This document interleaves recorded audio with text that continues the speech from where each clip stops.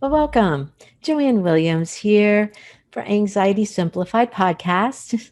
And I am here to share some powerful strategies I've used with my clients as a 30-year mental health professional to lower anxiety simply that you can use to bring right into your own home right now and car, and that we hope you will use to make your life just a little easier, just a little happier, less stressed. And we really want to thank our loyal listeners that are rating and reviewing and subscribing. We really need that to continue. So we really appreciate it. So enjoy. So today's topic is going to be about, does marijuana help calm anxiety? Since anxiety is my specialty, I've been watching the data and I've really have been wondering, what it's showing. So this article that I'm going to refer to is talking about, does marijuana help to calm anxiety, weighing the benefits and risk, and whether it's going to work for you. And I think that's the key here that we're going to be talking about. So this is never a recommendation from me for any kind of use of medication or substance ever. I'll just tell you that right off the bat. But I want you to hear this for yourself, because marijuana is becoming more legalized in more states. So I think it's going to be on the forefront, or it has been for a while. So this article is by Madeline Kennedy. And just like I said, I cannot support marijuana use or use of any substances in general, since they're covering up the symptoms. So this isn't political, or this isn't about a judgment on it. Instead, I see professionals, counselors like myself. I don't want you to cover up your symptoms. I want you to resolve them. And that's what I work to do with my clients. So I'm going to recommend finding you to find some other ways. And I'm going to put some recommendations in this podcast for other ways that you could address anxiety. Really, to get skills and strategies instead to reduce your anxiety without substances, because that can cause other problems in your life, or this yearning for a substance. Because even if it's reaching for a beer when you come home, oh, I'm so stressed, or all the commercials on TV about the ways to cope is to grab a substance, I'm not going to support that. I'll tell you right off the bat, but I am going to give you some skills to use right here and now. Because really, as a 30-year veteran, and my specialty has been anxiety, I do get asked this all the time, in my views and opinions on marijuana use and what I see about it. And I have taken seminars on this subject because, again, I want data. I really want to see, what is the research and data showing. And what the most recent one, I think it was last year, that I took, came back that there is no clear evidence that marijuana helps anxiety itself. And so there's some different caveats that I really do want you to hear about, because it's not as straightforward and simple as that. But I think it is clear that it can make anxiety worse. I've had at least 2 or 3 clients, and actually one family member, go to the ER from overdosing. And you don't hear about really overdosing on marijuana, but I mean, they are scared to death.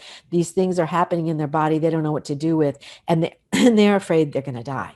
So it can make an adverse effect on you, that maybe, because some of these are very potent. It is a hallucinogen.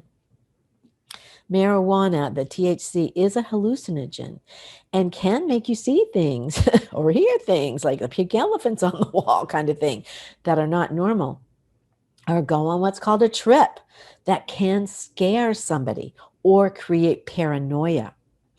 The other issue that I see, the main issue I see, is brain development in boys and girls continues until age 25.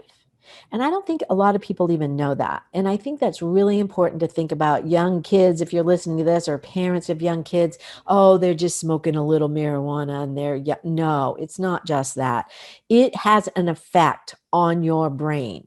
And this, they say it's a gateway, and it sounds all whatevery, but it's not, because it's saying something to your brain oh, this feels good. I want more. I like this feeling. Or, this is a way to, to help me to think I am relaxing. So it could even be a placebo, but it has an effect. Besides the chemicals themselves, there's like 99 different chemicals, especially if you smoke it.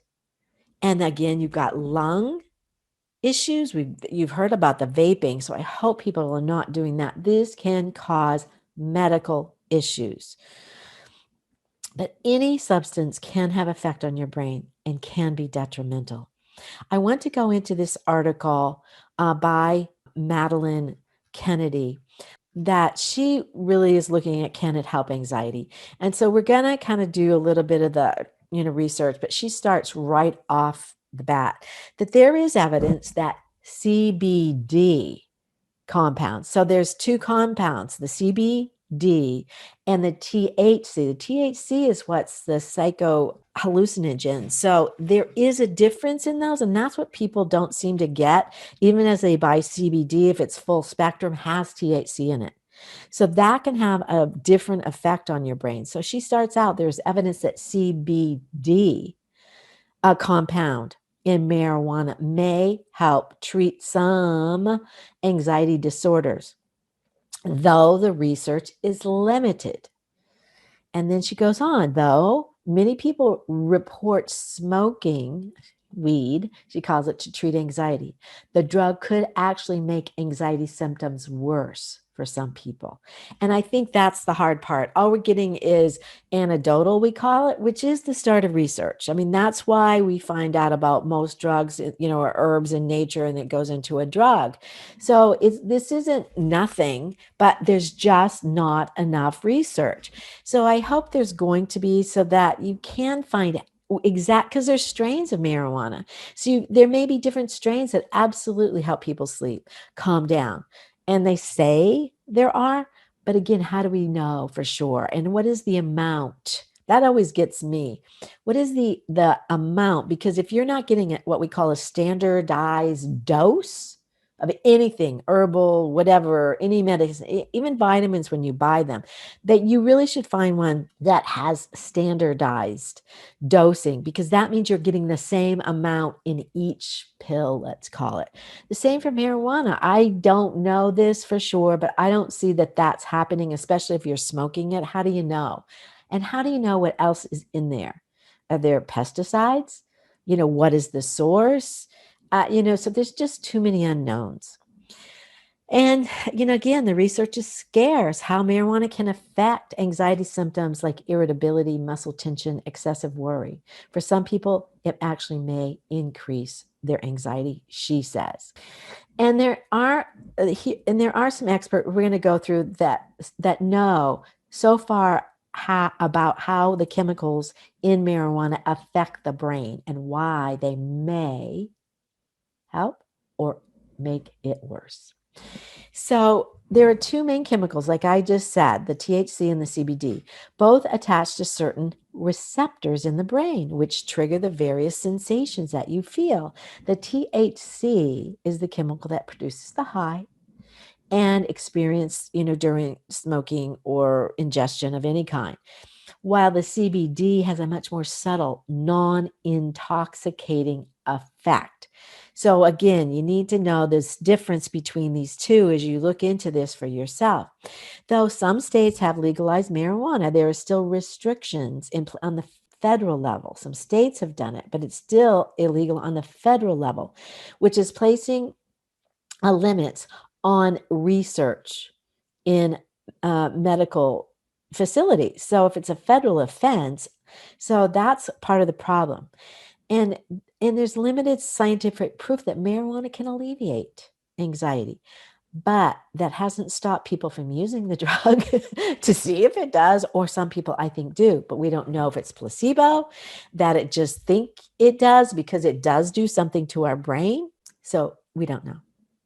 In one survey, it talked about that they found that 58% of the users say that were using marijuana to treat their anxiety.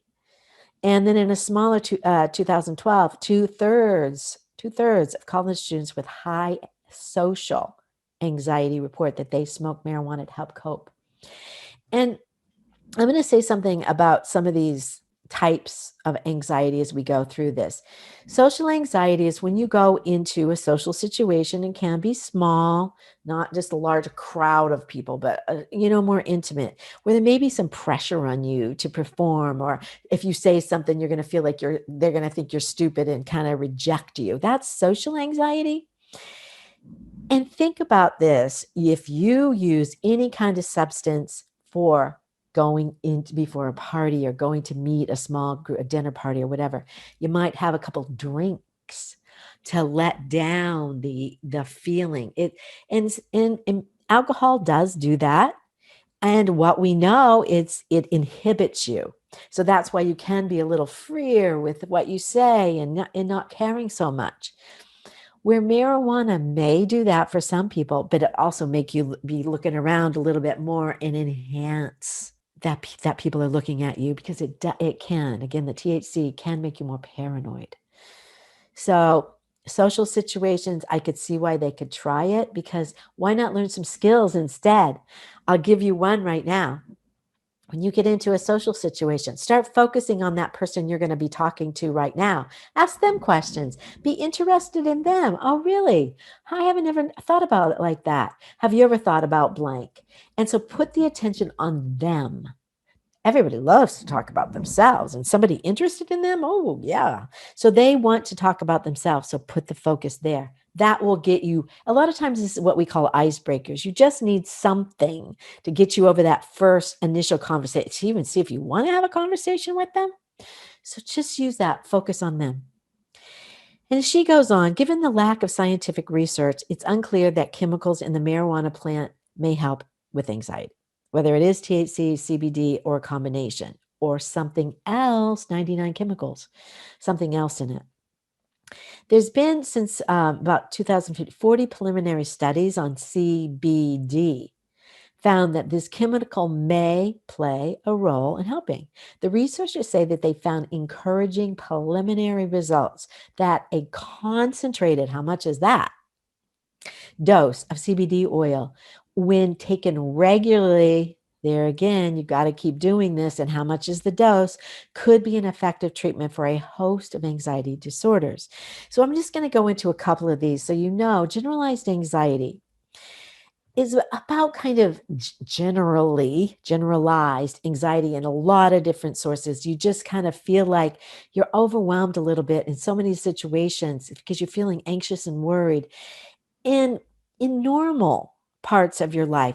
I call it thinking of having thoughts, which is the key to treatment. Look at your thoughts that you're having. It's kind of a gloom and doom. Oh my gosh, and the what ifs, if this happens and that, oh, that could happen if I do this. Here is a treatment idea. Change the thought. You are in charge of those. If you notice you're having some, if I go there, blank might happen, change it. I'm going to go there and I'm going to be there for 15 minutes. And I find some interesting people to be with and find that I can calm down without substances. I'm going to have a good time. Or I'm leaving after 15 minutes. Tell your friends, I'm going to try this and see if I can find somebody to connect with that's interesting, that draws my attention to them. Then you're going to have that conversation that gets real. You don't have to think too hard about this in that moment, because that's what you're doing. Thinking ahead. Oh, what if they say, no, be yourself. You are okay just the way you are if you think that. But if you're thinking, oh, look at me, I don't know, I kind of look, no, then dress yourself. Feel good about yourself before you go there. So you throw your shoulders back. It's about projection of energy. When you walk in that room, I am strong, I am handsome, or I'm beautiful, as I move into this energy. And notice when people walk in a room, what is the energy? Like a celebrity. They walk in and it's like the room glows with energy. You can do that, but it comes from the inside. Okay? Some other ones, and this is another one I'd like people to know about, this other study, that it was done in sciencedirect.com, exposing worrying and generalized anxiety disorder. But what it is, And I'm going to kind of simplify this. What they found is they tested these people about generalizing about situations that they're going to be worried in, found that 91.4% of worries did not come true. All those what ifs, oh, if this happens, if that didn't even come true. However, when it goes on in the study, the most common percentage of untrue worries per person was 100%. So I know I like to say to my clients when we talk about, think about this. You're worrying about what if this happens, what if that? Well, that could happen. If I say, so probably you're worrying about things, and I always say 99% don't even come true. You're using up all your valuable emotional energy, thinking so hard, getting tired, and they don't even come true. So if one of these do, okay, learn to deal with it. Instead of just fearing it, avoiding it, learn some skills. If somebody says, oh, that's an ugly dress, and that just puts you, that's what I'm afraid of, then what do you say back to them? Have some comebacks. I did a whole podcast on this. That talks about comebacks. I think every child needs these for bullies on because that person's a bully. Basically, I see that. So same thing. And you can just say something like, well, who made you God and judge me on it? You know, hey, go pick on somebody else. I'm not about that tonight. You actually, look pretty nice. I would think you would like to return that compliment. Something like that. But you can come up with these things knowing that 91% I think is very high. But if you think of 1 out of 10 of the things that you think about could come true, then have a comeback for it. Don't worry about it. The other things they looked into was like panic disorder, panic attacks, or some people call them anxiety attacks, where I call that you have catastrophic thinking. I'm going to be writing a book on this actually and the 4 step formula to cap it. Conscious action plan, because all you have to do with panic, which is the symptoms of, oh, I get my breathing, you may breathe quickly, heart race, chest tightness. Maybe you feel like you're smothering. You want to just get some air on you. It can even be to the point where you feel like you're going to die. And that's the problem. Because when you're telling your brain, your brain is telling your body, I'm going to die. That's where these physical symptoms comes in. I got to get ready to run. And that's what's happening. You're getting your body ready to defend itself. Against what? Your thought that your dress doesn't look good? So it needs to be put into perspective. And that's why I say cap it, because there's a 4-step formula that once you have conscious awareness, what am I thinking right now? Then you can address it. Almost, again, 100%, I won't say that, 99% people, you have catastrophic thing, I'm going to die. If this happens, oh my God, drama, I'm going to die if this happens to me. We catch that. Consciously change it. And then look for my podcast on vagus breathing or the 4 and 8 breathing. That is step number 4. Get a breathing technique that in the minute will calm you. Go find that one. It's 4 and 8 breathing, 4 inhalations, 8 exhalations. Do it 4 sets.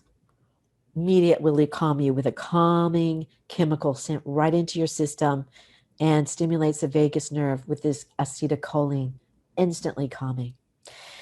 And obsessive compulsive disorder, this and post-traumatic stress disorder are 2 other ones which have anxiety certainly at their core.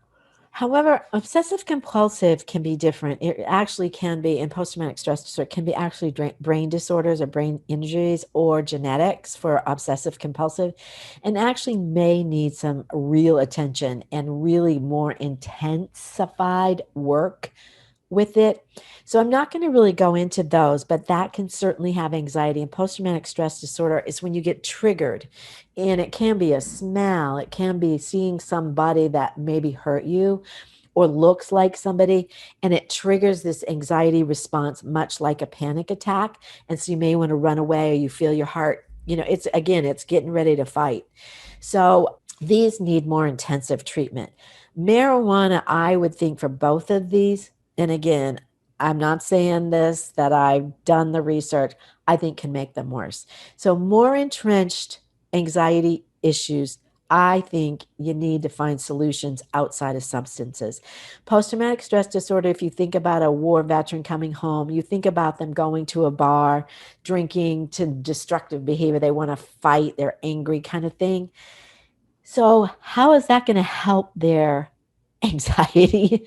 It's not, but they don't know what to do. Avoidance is the number one symptom there. Same with obsessive compulsive. Instead of addressing it, you have this compulsive behavior that you think makes it better. It doesn't, it actually makes it worse. Okay. So, here's some risks that they talk about for marijuana use. Even if restrictions on marijuana were lifted, researchers could use it in their studies. There's another problem. Both anxiety disorders and marijuana sensations are individualized. And just like the diagnoses are individualized. So marijuana may help one person with their anxiety, but not another one. Someone with just generalized anxiety disorder sometimes have difficulty sleeping. Same with depression, post-traumatic stress disorder. And the marijuana may help to sleep better, but it may not. It may keep your mind racing. Or somebody with panic disorder, they fear losing control, can actually make it worse. So, even worse, using marijuana could enhance symptoms of anxiety for some people. A professor of neurology and biochemistry at Georgetown says some are overly sensitive to the activating effects of THC, and this can induce anxiety rather than relieve it, he says.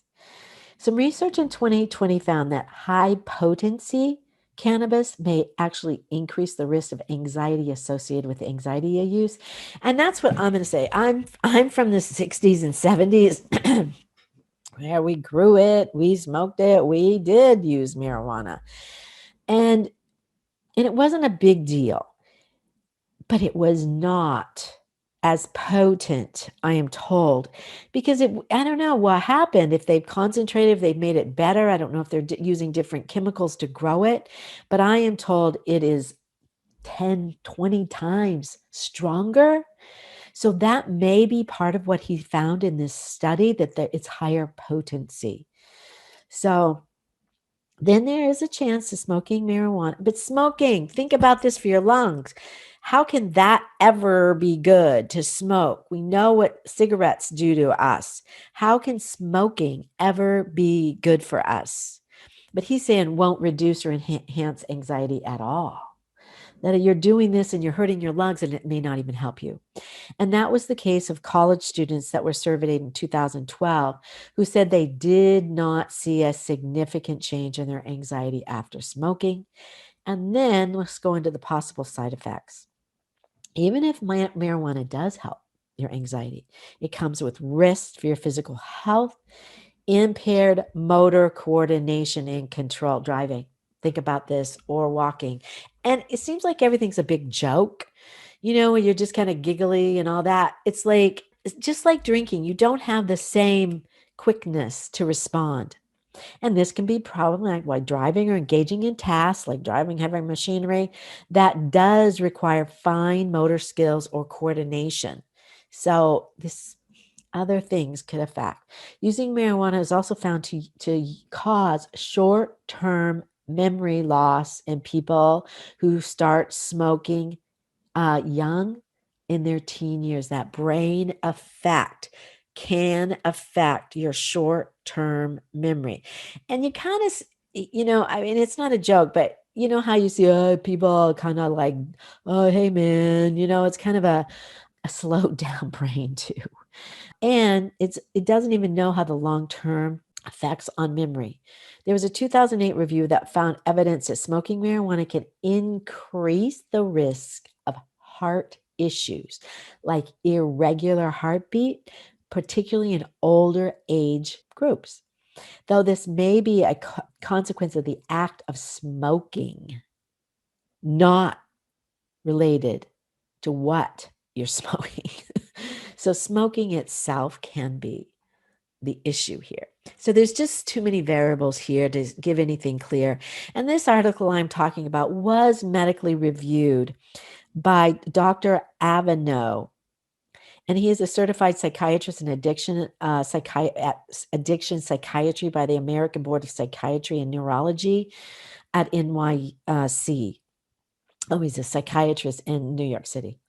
So I'm just going to leave you with this. To me, the summary is choose some skills and strategies, learn them, go see a counselor, because we can teach you skills to deal with the social anxiety, the issues that are going on that you think that smoking or taking any substance is going to help you. In the long run, to me, it's going to bite you in the butt. So I hope you choose to learn some new things. It's like riding a bike. Once you do it a few times, you can learn skills. You can do this. Okay. So this is by no means a replacement for therapy or medical attention or talking to your doctor about these kinds of things if you need it. But always reach out, take care of yourself, or if you are feeling like you want to ever hurt yourself, there is always somebody standing by at 1-800-273-8255, or you can call 911, or you can text 491, I think, talk, and you can find some help there. You can also always find me on Facebook, Joanne Williams. I do have 2 pages actually on emotional support animal and psychiatric service dogs that can go with you anywhere as another way that you could find some comfort and lowers anxiety. That's another proven one, that you don't have to have substances. Maybe you can take your dog. And you can find out more and see videos of this and other podcasts at anxietysimplified.net. So I look forward to seeing you or hearing from you anytime. If you ever need some help, please reach out. There's a 10-minute free consultation on that website that you're more than welcome to reach out to me. All right, bye for now.